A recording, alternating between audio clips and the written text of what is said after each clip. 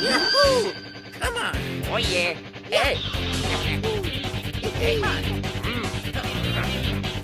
To celebrate the launch of Mario Kart 8, I thought this would be a good time to take a look back at its console predecessor. So here it is, racing fans, it's Mario Kart Wii. If you couldn't tell what console it's for, look at that.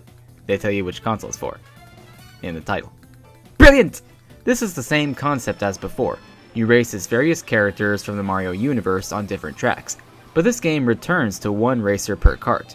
It also introduces motorcycles and pretty much replaces go-karts with cars of different designs. There were other changes made for this game too, some good, others not so good. First, let me say that the graphics are very good for a Wii game. The whole game is bright and colorful with good character models. Even the remade classic tracks look good. Adding to the good presentation is the audio. The music for the tracks is very exciting. Not as exciting as Double Dash, but Mario Kart Wii has the advantage of having more variety in its music than past Mario Kart games. The sound effects and character sounds are good, about what anyone would expect. They don't get annoying or repetitive either. Even the sounds made by your Mii are good.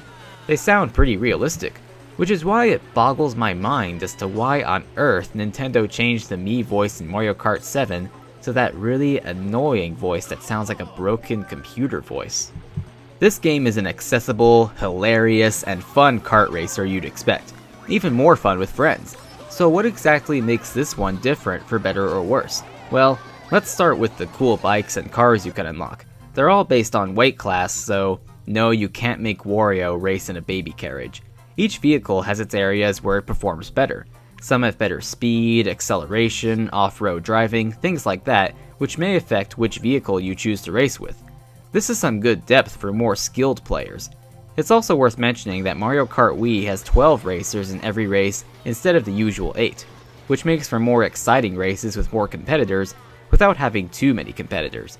This game carries on the Mario Kart DS tradition of having 16 new tracks plus 16 redesigned tracks from past games for a total of 32 tracks to race on in the Grand Prix or with friends, a tradition that still goes on in Mario Kart 7 and 8. There are some new characters and items to use now, such as Funky Kong or your Mii like I said. Some of the new items being the Mega Mushroom, or that cursed Thundercloud item that will prompt you to hit someone to pass it on ASAP, or get hit by your own private lightning bolt. Lovely. It's cool to see the mid-air tricks that characters do when you press a certain button or shake the Wiimote for an added dose of charm. It's like X Games, brah! But Mario Kart Wii's best aspect is perhaps its tracks. There's way more variety than there used to be.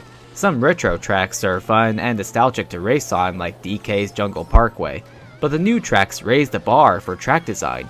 You get to race a lot of fun and engaging courses like the Coconut Mall, DK Summit, and Maple Tree Way, or the dangerous Bowser's Castle, and the Rainbow Road that's even more intense, exciting, and pretty to look at than the fantastic Rainbow Road of Double Dash. Keeping with being accessible, this game is compatible with the GameCube controller, Wii Classic controller, Wii Remote and Nunchuck, or the Wiimote by itself held sideways while you use it like a steering wheel.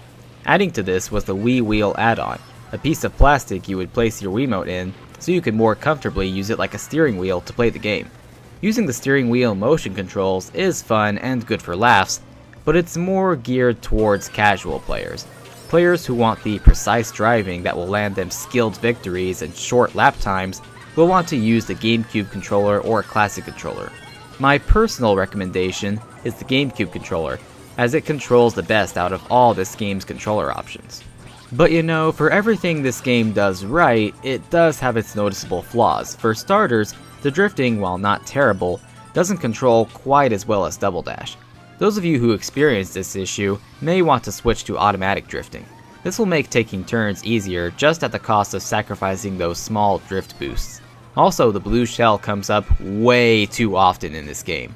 But a far bigger problem is something that many Mario Kart fans have complained about with the Wii version. The rubber banding AI.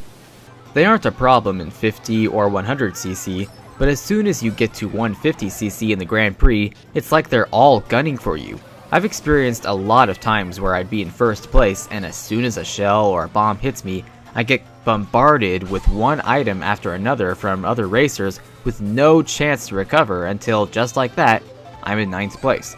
Or I'd be in 1st or 2nd place, and then as soon as a shell hits me, 8 of the racers zoom by me. How is that fair? Listen, Nintendo, there's fair challenge, and then there's unfair bull. Please know and remember the difference for future games. But let's delve more into multiplayer. One thing that I like is that you can play versus mode with friends and or AI bots.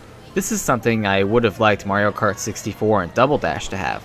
Versus allows for some great customization as, among other options, you can adjust the engine speed and the AI difficulty separately. So you can race with 150cc, but have the AI be easy if you wanted to. And racing against your friends is a lot of fun too. But what about the battle mode? Well, there's some good and bad here too. I do like that this game included 5 retro battle mode stages that are fun to battle on. I particularly like the return of the classic Skyscraper from Mario Kart 64 and Cookie Land from Double Dash. The new stages are pretty, but not as good as the old ones. The best new stages are Funky Stadium and the Block Plaza. Balloon Battle is back, as is Coin Runners, but sadly no Shine Thief or Bomba Blast. Now, what I like best about Mario Kart Wii's battle mode is that you can finally play a home console Mario Kart battle mode with bots. And just like in the races, it's 12 players in battle mode. Any spot not filled by a human will be filled by a bot, unless you're playing online. But my biggest issue is that this battle mode is team-based, and only team-based. Seriously? I mean, every battle mode before this has been free-for-all, every man for himself fighting to survive. But now you force us into teams? No option for free-for-all now? Why? Nintendo, what were you thinking when you did this? What sense does it make to force battle mode players into 2 teams for battle mode? Including free-for-all as an option should have been an obvious addition, but I digress. Now, as most of you are aware, the Nintendo Wi-Fi has recently shut down for all Wii and DS games. Likely so Nintendo could focus their online efforts on the Nintendo network for the 3DS and Wii U. However, the Wii online community has apparently made their own custom server for this game and a few others so that online Mario Kart racing and battles on Wii could continue in some capacity. So I'll cover the online multiplayer for this game for that reason, so I can compare the online functionality of this game to Mario Kart 8. You can play versus and battle mode online with friends or strangers from around the world. You could also compete in scheduled tournaments and download ghost data for time trials. When you played against people online, you would have a score which would go up or down based on how you fared against other players in individual matches. Like all Wii online games, this one used friend codes to connect friends together. All I can say about friend codes is, good thing Nintendo replaced them with Nintendo Network IDs. So much easier than trying to get the whole friend code thing to work. Tracks or stages would be individually selected by each player, then a finalized stage would be chosen randomly. While this is an easy system that allows for a greater chance of playing on a popular stage instead of having to vote between 2 pre-selected stages each round, it does often result in people choosing the same stage over and over. In the matches themselves, everything ran smooth. I never ran into a single moment of lag that I can remember. Some matches did take some time to load, but they were always fun once they got going. So overall, Mario Kart Wii's online was fun, but left room for Mario Kart 8 to make improvements.